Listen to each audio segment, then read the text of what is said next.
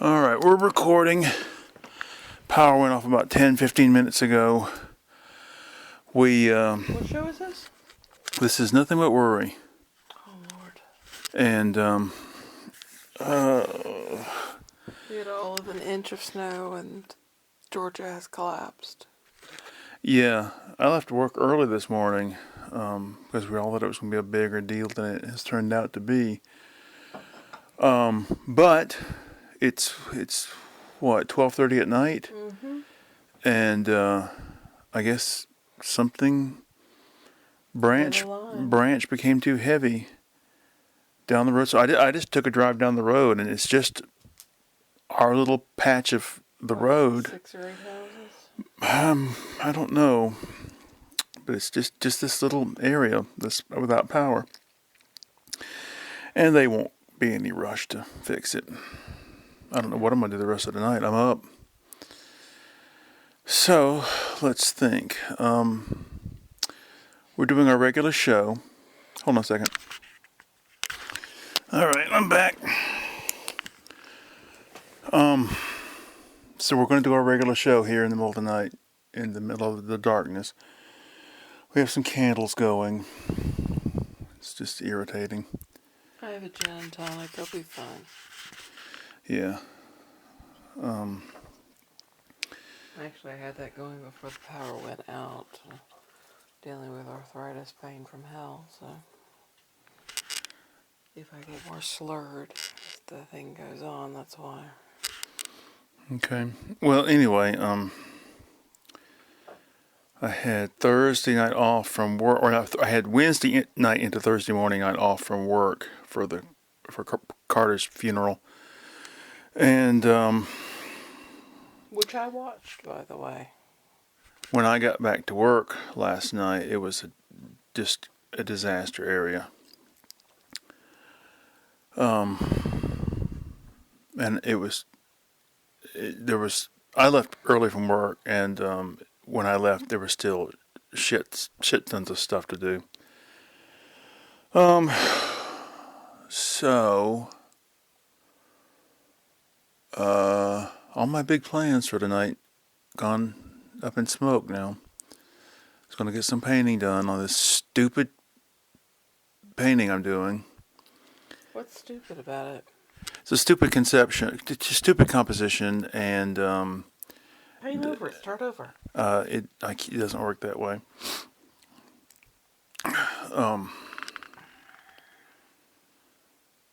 What's been going on? Reed was the only one who went to work today. She lives a tenth of a mile from the hospital, so she walked into work at 6:30 in the morning.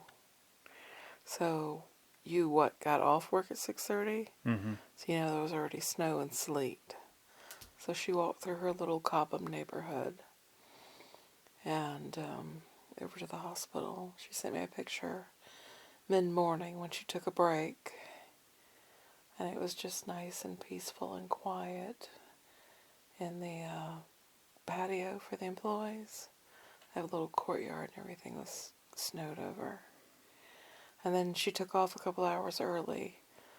All the cath labs and other surgical wards that had optional surgeries had cancellations because of the weather. They only did in-house stuff today. So she didn't really have to do much. I mean, she did less. She did a lot, obviously, because that's her job. But they canceled a lot of the surgeries. And so she walked home and got home to a toasty, warm apartment. Her apartment is cinder block and poured concrete floors. She has cork floors on top of it. And then painted plaster on top of the cinder block. But she said the place is so well insulated. But her lease requires her to have a minimum temperature setting during winters when they get alerts about freeze warnings, etc. So she's contractually obliged to turn the heat up. And she said she was too hot when she got home. Well, Hold on. So I had planned on going to the library today or tomorrow to look for this book of poetry that I saw years ago. And the only thing I remember about it was a young guy, glasses, mustache, beard, maybe, and he was sitting on I think the picture of him sitting on a porch in a rocking chair. And the only poem in the book I remember was something about little boys playing Indian in the front yard. And it was like the name of the poem, well, it was like Front Yard Indians or something like that.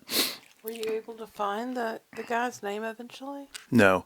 So I figured I'd go to the library and I'd just hunt through all the poetry books until I found, because it's a slim little paperback, white paperback with this black and white picture of the guy.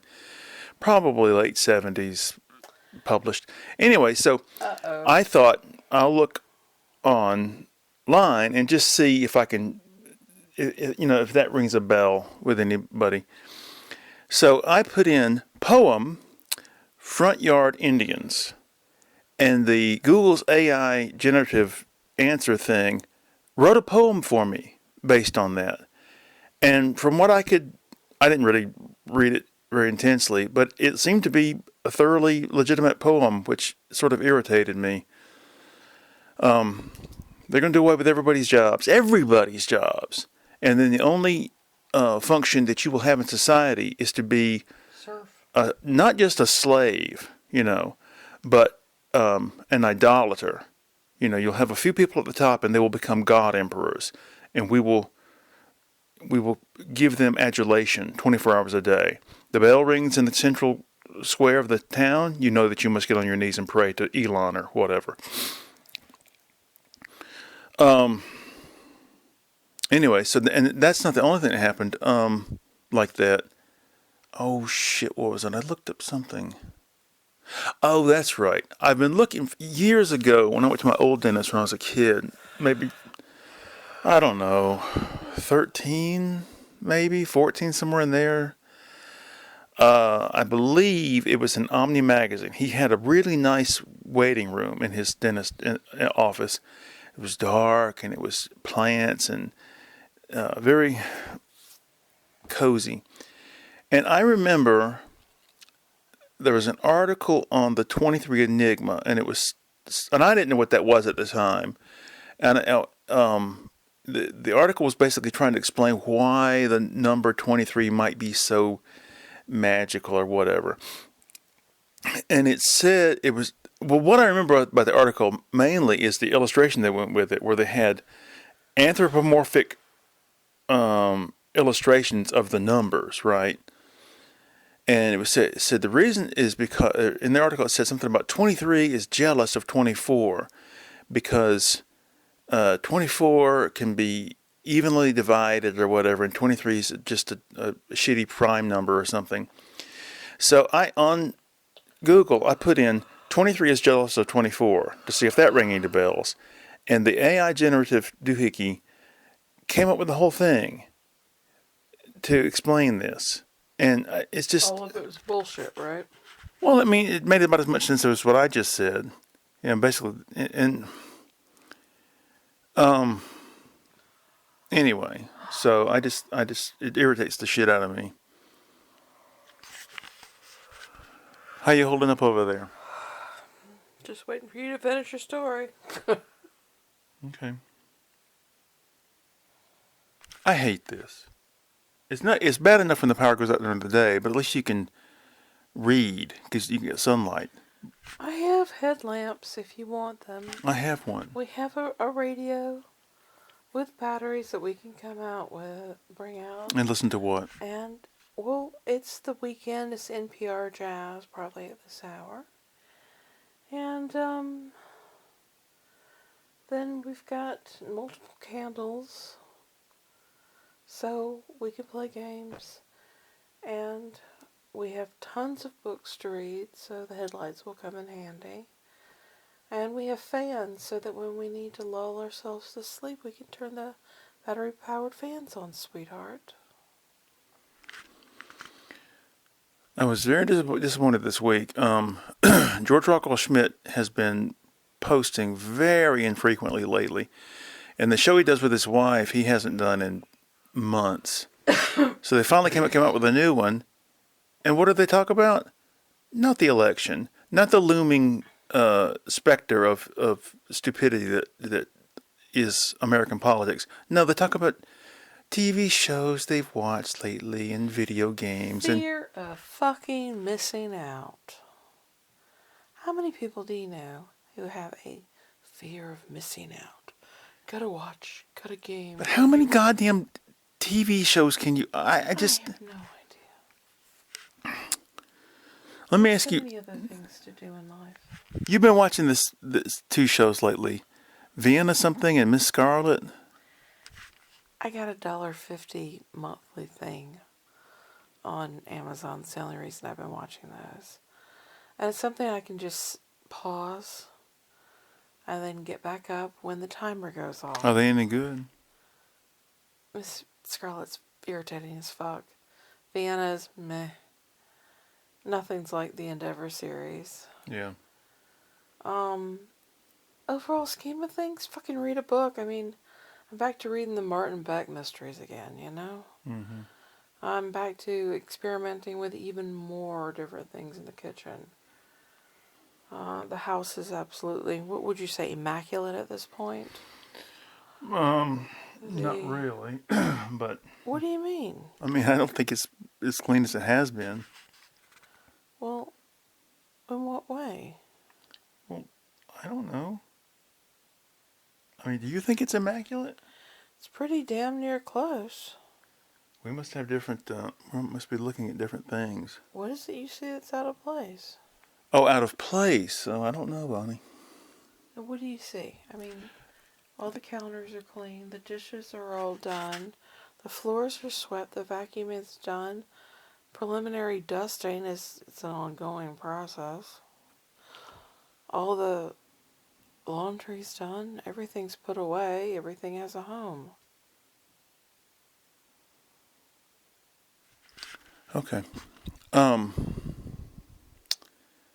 Well, what else is there to talk about? The California fires, I guess. Yes, clearly these fires would not have happened if we had hired only straight white males to work for the fire department. That's just a law of physics. That It is amazing listening to the fucking conservatives talk trash about people who are suffering and experiencing the worst moments of their lives. The man who is supposed to be our next president has been spouting all these bullshit conspiracies, just rambling nonstop. He's not addressing any of the problems. He himself admitted he can't lower the price of groceries, so what does he do? He bitches about, oh, they're not sweeping the floors. Yeah, I was just about to say. And they're not, Gavin Newsom isn't signing legislation which doesn't fucking exist. And then going on about the water pressure. Well, the last time they had fires, he was like, yeah, they should have been sweeping the forest floor. Okay, let's just say that's true. No, it's Who's not going to pay? Who's going to what? Who's going to pay to hire the fire sweepers, forest sweepers? Are we going to use taxpayer money? Oh, no. Got a contract with somebody to sweep the floors, private, and make a profit off this. The interesting thing that came out from scientists this week about the whole sweeping the floors is actually we need a certain layer of debris on the forest floor. What it does is perpetuates a good biome within the soil. We're talking about things that will end up growing, things that hold and lock the soil in place, prevent erosion. It'll also help keep moisture in the soil, and it also helps the overall health of the planet's soil. And to sweep away all the stuff means that things aren't degrading. And it's one thing to take out the excess brush, but this nonsense about clean the floors of the forest, it's nonsensical. It's yet another thing he made up. It's like this week, oh, let's not talk about the price of groceries or the price of health care. No, let's rename the Gulf of Mexico the Gulf of America. And why? Why did he say this? Because he couldn't name it after himself. The Bay of Pigs is already taken. Well, you know, an asteroid could hit the Earth and, say blow up Australia or something. They blame gay marriage. Yeah. Well, it's that like, after 9/11, Pat Robertson gets on TV and goes, I blame the homosexuals and the blah, blah, blah. You put your finger in God's eye and said, I defy you. And so they made this happen. They're just they're looking for people to blame because it's easier for them to blame people than to fix the problem. Well, it's easier for them to score political points and rile up the base, The ignorant rednecks driving around going, yee-haw, the South will rise again. Can't fix the problem, gotta fix the blame. And they're appealing to the worst common denominator, these lowlifes who support them. God damn it, I don't know what I'm going to do all night. This is so fucking irritating. Well, I was hoping to get drunk enough that all my pain would go away and I could sleep. That's my goal. But if I put this battery-powered fan close enough to me, it's going to freeze my ass off because it's already dropping in temperature in here. I mean, we had it up high. Was it 82 already? But it's going to get cold really quickly. And they're not going to be any rush to get out here to restore power restore power for a handful of people. Oh, they can wait. And they certainly won't be out here before daylight. No. The last time the power went out is when I couldn't take it anymore. I drove out trying to find a hotel room. When was that? That was like Hurricane Helene. Yeah. Yeah, and we stayed at home. And you went out, and then I think you called, or did you just give up and come home? Basically, 45 minutes before you got home, the power came back on. Yeah, I wound up at Howard Johnson's. Photos. And that was one of the shittiest hotel rooms I've ever been in my life. Oh my God, it was... I couldn't believe it. My family connection with Hojo's, right?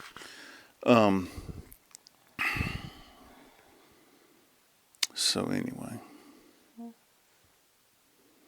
Power came on right after I got home that night. Yeah.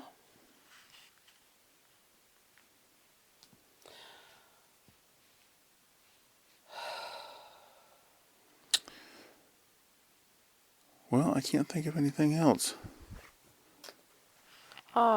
Trump was found guilty. He is officially a convicted felon.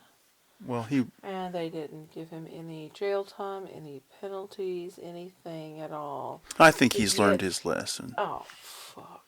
He's still a whiny little bitch. Everybody knows he did it, except for those he gaslights into thinking he's persecuted. No one's been persecuted Christian faith since Jesus.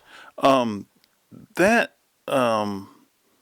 old congresswoman who fell down the stairs the other day, and she was the one. She was standing beside somebody. Mike Johnson, when he first got elected Speaker of the House, and they asked him some kind of question. She's like, "Oh, that's a nasty question." She was just. What was it? Do you remember what it was about? No, I can't. Yeah, somebody asked him, like, are you gonna take any action against blah blah blah?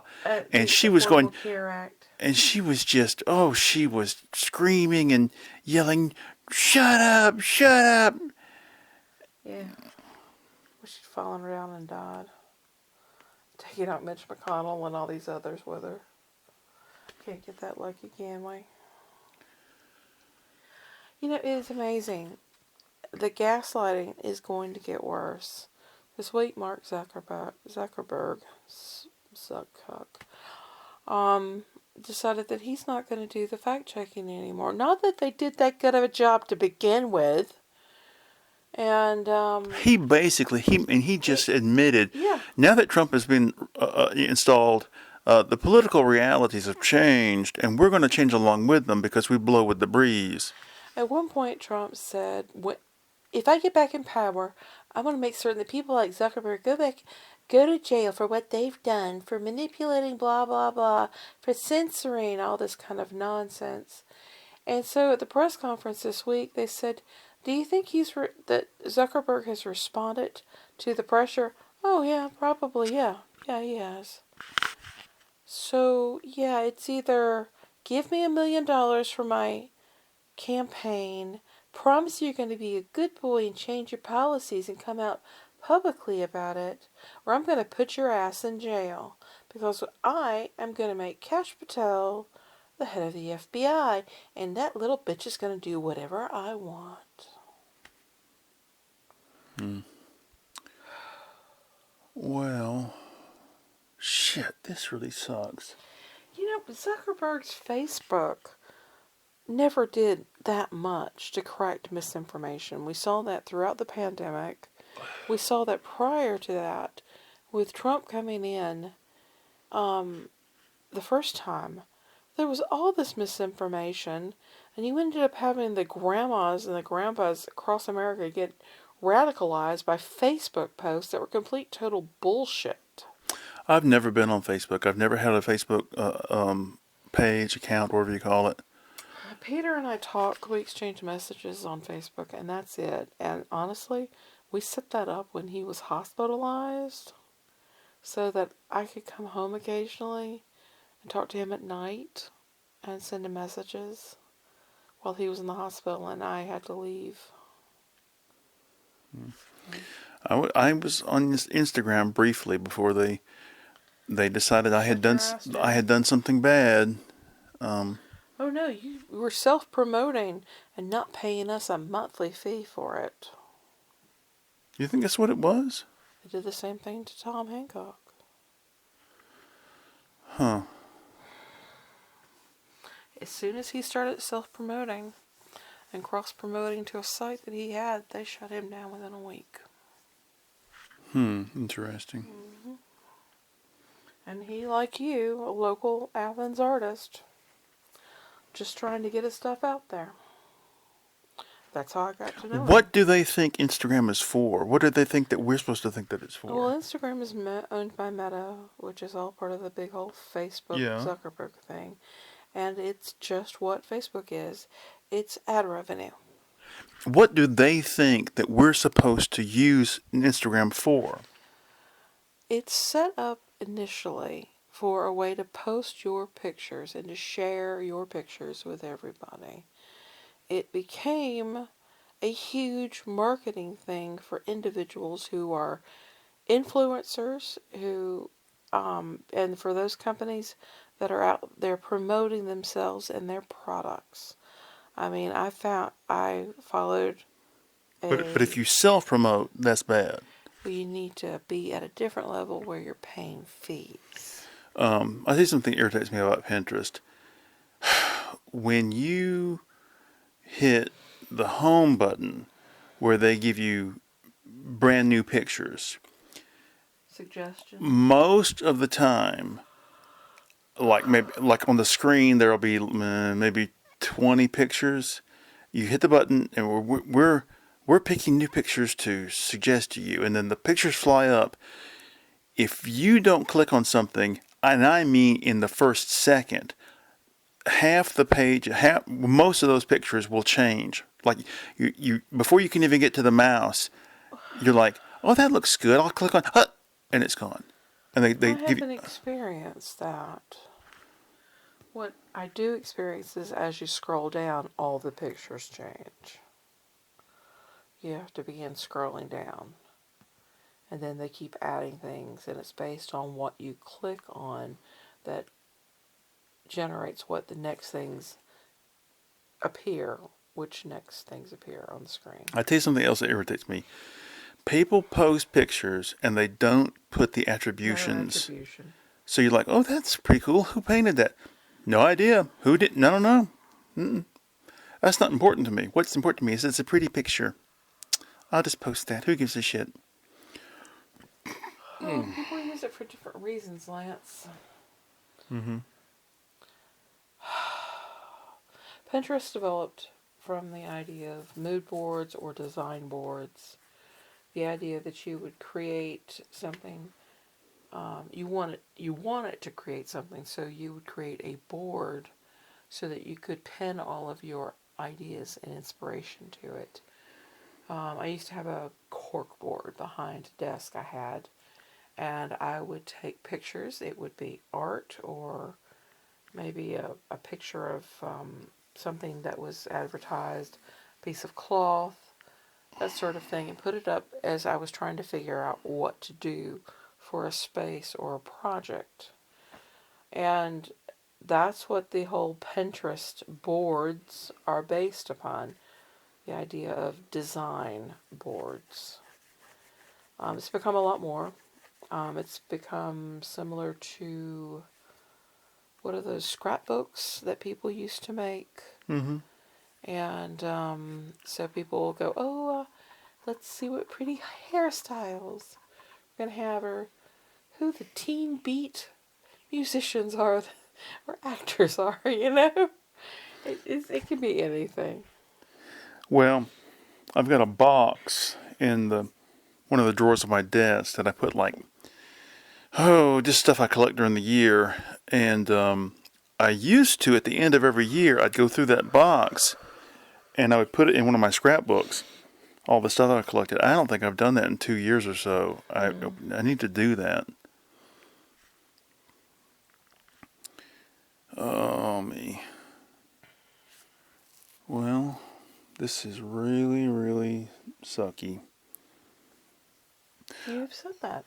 On the 1980s TV version of Buck Rogers, they had this like a sort of air vent that bent over the top of your bed, and once you laid down, it would spray out something that would make you go instantly to sleep.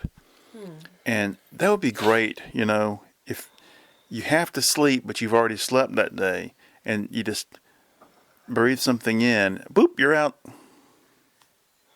And she picks up the gin and tonic and takes a drink. God, this is terrible. You mentioned that. Well, when we get finished here, I'm going to go in the back, pull out the radio and the fans and a few extra little lights and stuff. I wish there was somewhere I could go. The roads are shit right now. No, they're not bad. The power outage time before last, I think, I went up the road to Kroger and sat in the little Starbucks area and just drove about an hour or so. I don't think that Kroger's open this late anymore. No, none of them are open 24 hours, not even the Walmart. After the pandemic started, those places said, we're going to change the way we do things. We're going to restock at night. And we're going to be closed to the public. Well, also We're all gonna the be doing cleaning also. the rampant shoplifting too is part of the problem. Yeah, all the people that steal cooking sherry so they can have a drink on Sundays. Well, no, you buy that. When you get a drink on Sunday, they don't sell it because of your state's deeply held Christian beliefs. You smuggle a bottle of Mad Dog into the bathroom and chug it and throw the bottle in the trash, and then you go back out to the car. So I've heard. Mm-hmm. Mad Dog makes the most nasty flavors in the world. And it's just, Do they make grape? they make grape, they make watermelon, strawberry, Whoa. they make all this weird shit. Apple. It's sweet, sweet, nasty, so-called wine. It's just, what, grain alcohol? No, no, no. It's wine. It's just like cheap, basically cheap port, you know, fortified wine. I realized I've got some port over there I need to either trash or use, and I don't know how I'm going to use it. The reason I bought it was to make this vegan dish one year, and it turned out terrible. It had been touted by the New York Times, and it was probably one of the worst, most expensive vegan dishes I've ever done. It was some kind of faux tofu, beef Wellington. Oh my God. You tried to eat it. We all tried to eat it. You had this giant dough, and then you put inside of it mushrooms and onions and tofu crumbles and all this other stuff. And it was cooked in port and all these other spices. And so I wrapped it up in this pastry, kept glazing the pastry, pulled it out, and it was the biggest bunch of nothing. And it was like $15 or $20. No, I think it was $20+ I'd spent because I had to put like 6 containers of mushroom in it. And I had to buy the port. So it was terrible. I went through a phase where I drank port a lot, and at the same time, it was when I was reading. It's like the Kool-Aid of booze. Yeah, I mean, it's for people who don't like the taste of alcohol. Yeah. But it was, I was going through a phase of reading Kerouac, and in one of the books, he talks about he's drinking port a lot, and one of his friends was like, that stuff is just rot gut. And I remember thinking, yeah, this is killing me, this shit. It's better than sherry, though. I've never had Madeira, which is the third one. Isn't sherry the one that people always are like, oh, you've had a shock, have a little bit of sherry? Yeah. It was really, really popular in Britain. I don't know why. It's the trauma drink.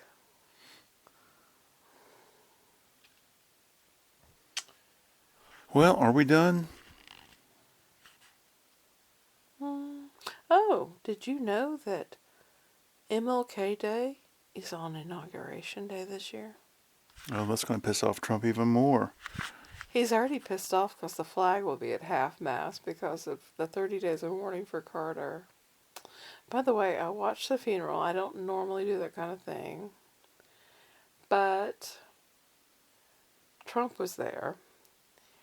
And at one point, one of the grandkids of Carter gets up and the PBS person said, such and such will now read from such and such. And the person got up there and pulled out a written eulogy. And the commenter said, it appears they are going to be adding a eulogy to the program. And the guy started going off about the evils of wealth and inequality. It was directed at Trump. I expected him to shit a brick. He was sitting there squirming, it's true. Most of the time he was just bored out of his gourd and had his eyes closed. But that was the first of 3 eulogies, and every single one of them had throwbacks to all these qualities that Trump can never have. And I thought it was a great slap in the face to the asshole for showing up.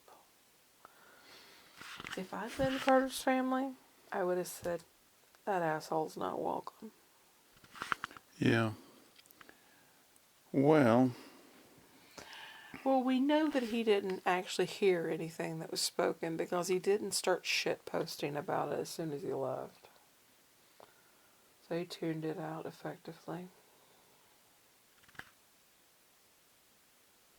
Well, I can't think of anything else. I guess I'm going to do some drawing with a little light around my forehead. I'll get you that. I've got one already. Oh, you do? All right, we'll see you later. Bye.